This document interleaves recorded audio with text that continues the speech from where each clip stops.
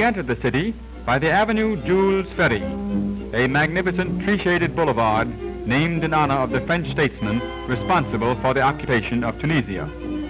Since the coming of the French in 1881, a new modern Tunis has been built, quite apart from the original native city, so that today there are two distinct centers, the French and the Arab.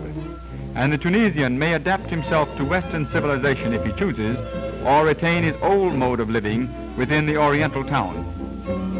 The Avenue de France, favorite promenade and important business thoroughfare, leads to the Porte de France, the principal entrance to the old city.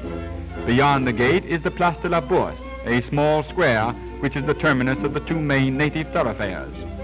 We wander through the native streets of the city that was built largely from the ruins of ancient Carthage and Utica. Graceful minarets rise above the mosques, which are closed to Christians and unbelievers in accordance with the promise made by the French at the time of their invasion. Lay down your arms and we will respect your mosques.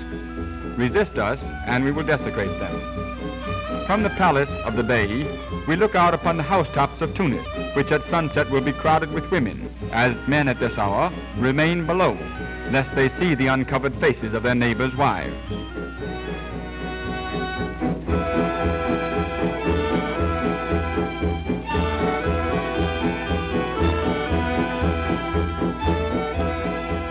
The baker chooses a busy spot in the open, and there sells his unwrapped bread.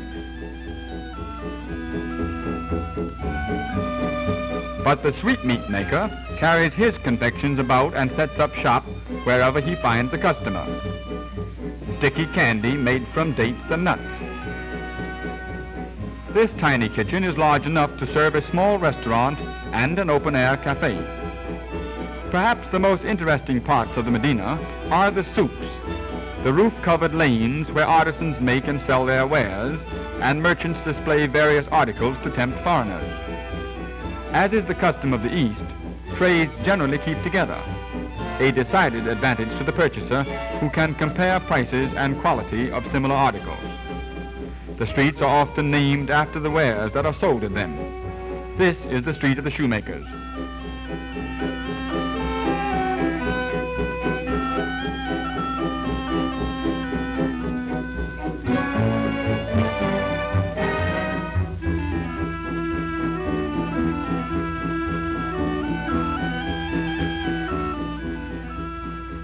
The white robes and the black mask-like veils of the Muslim women create an impression of eeriness, which is perhaps the most lasting of all that we carry with us when leaving Tunis.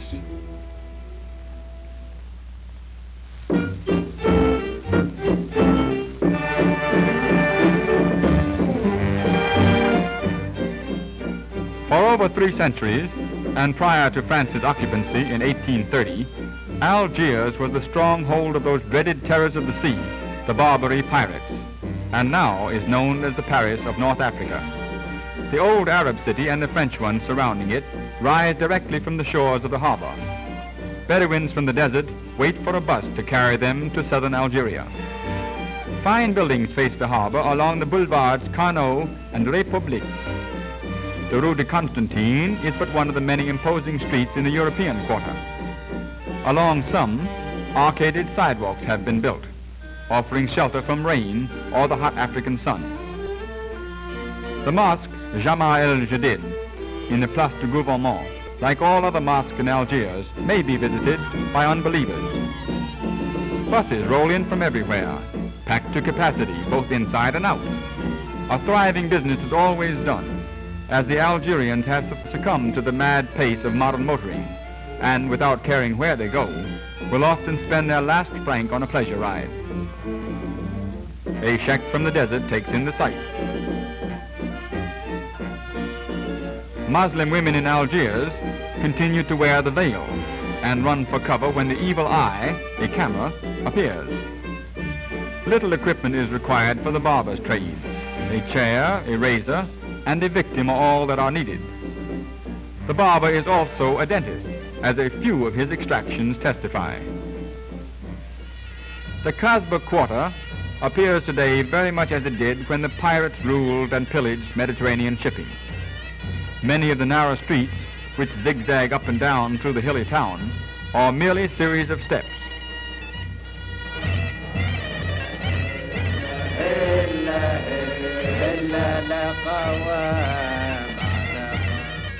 No vehicles can enter the Kasbah quarter, so all trucking must be done with small donkeys.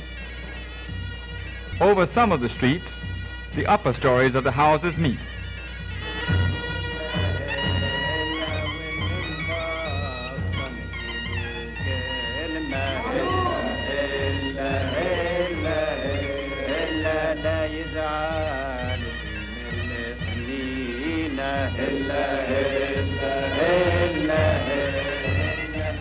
Through these narrow lanes passes a continuous stream of picturesque traffic, almost as unchanged in appearance as this unaltered main portion of old Algiers, the one-time stronghold of the pirates of the Barbary coast.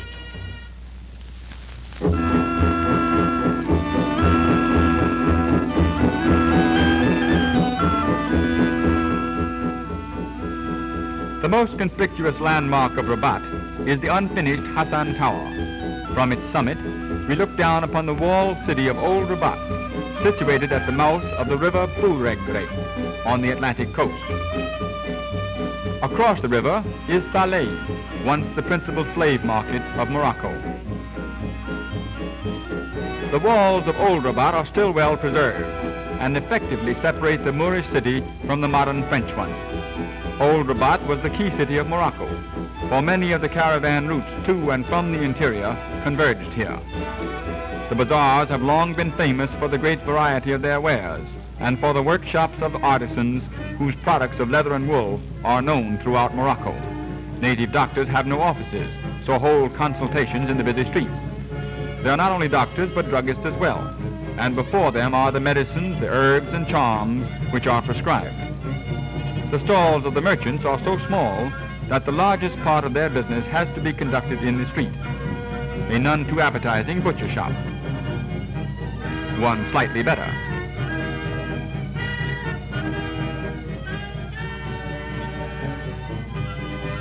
A grocery.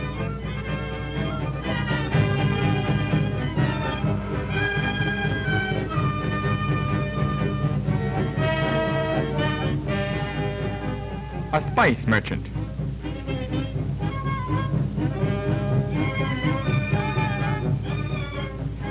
The flowing cloak-like garment worn by the Moroccans is called a burnous.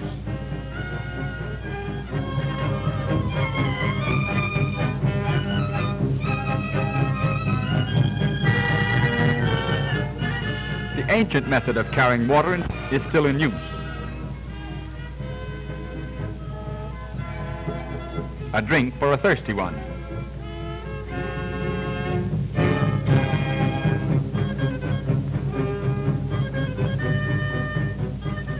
Some of the streets in the bazaars are covered with palm branches or reeds and grass laid upon trellises. Many of the artisans work in these covered souks.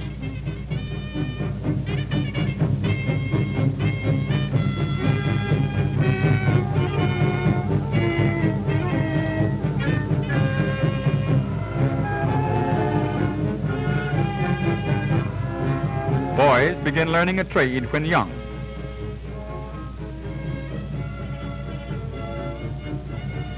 Shifting threads for their masters, the tailors, who work far back in dark shops sewing patterns on burnouses, a style of hairdressing appropriate for the hot weather and also convenient when Allah grabs and pulls them into heaven.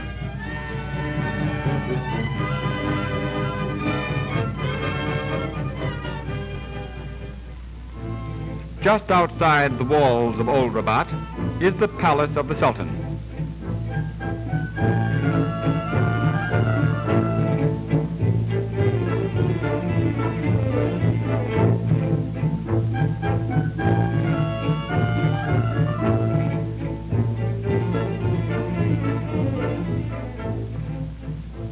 Descendants of the famous black soldiers of the notorious Sultan Mullah Ismail guard the residence of the man who now, under the direction of the French governor, rules the once independent empire of Morocco.